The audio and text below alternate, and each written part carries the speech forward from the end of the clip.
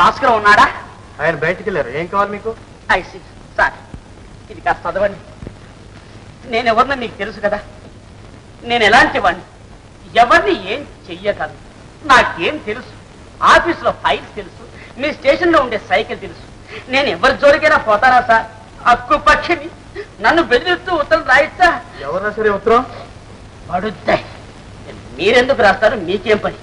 ఆ రఘురాముడి బ్రదర్ మురళిగాడు. అతనే రాశాడని మీకెలా తెలుసు? Common sense sir, common sense. వాళ్ళ ఇంటికి పోయేసరికి జేబులో ఏమి లేదు, తిరిగి వచ్చేటప్పుడు జేబులో కాగితం. అయినా అతనే రాశాడని ఏమిటి మీకు ఆధారం? బీడీలు. వాడు బీడీలు తాగుతాడు సార్, అవి నాకంట పడ్డాయి. అది సార్ నేను చేసిన పాపం. వాడి గుట్టు నేనెక్కడ బయట పెడతానని తెల్లవాడేటప్పటికి ఒక పల్లెటూరు ఫైల్ మంత్ తెచ్చి పెట్టాడండి సార్. వాడు ఎలా ఉన్నాడు తెలుసా? కాటి కాపరి, డేంజరస్ బగర్. వాడి చేత నన్ను కొట్టించాడండి. నేను ఊరుకున్నానా? తెగబడి 4 గుచ్చాను పని. సార్, నేను తెగబడ్డానని భయపడి నా 2 కాళ్ళు విరగొడతానని ఒక ఉత్తరం రాసి జేబులో పెట్టారు సార్. ఏదో సరదాగా రాసుంటాడండి. ఏంటి సరదాగానా? కాళ్ళు విరగొట్ట సరదాగానా? మీ కాళ్ళు విరగొట్టించుకోవచ్చు చూద్దాం. సరే మీరు వెళ్ళండి, తర్వాత చూద్దాం. ఏమిటి సార్ మీరు చూసేది? నా కాళ్ళు విరిగి నేను హాస్పిటల్లో పడుకొని కుట్టేటప్పుడా? సార్ మీరు తర్వాత చూడొద్దు, ఇప్పుడే చూడండి.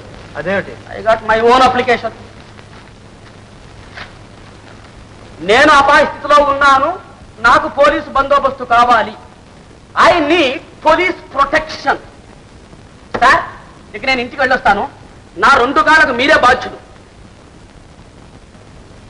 సార్, వెధవ సైకిల్ పోతే పోయింది. I don't care.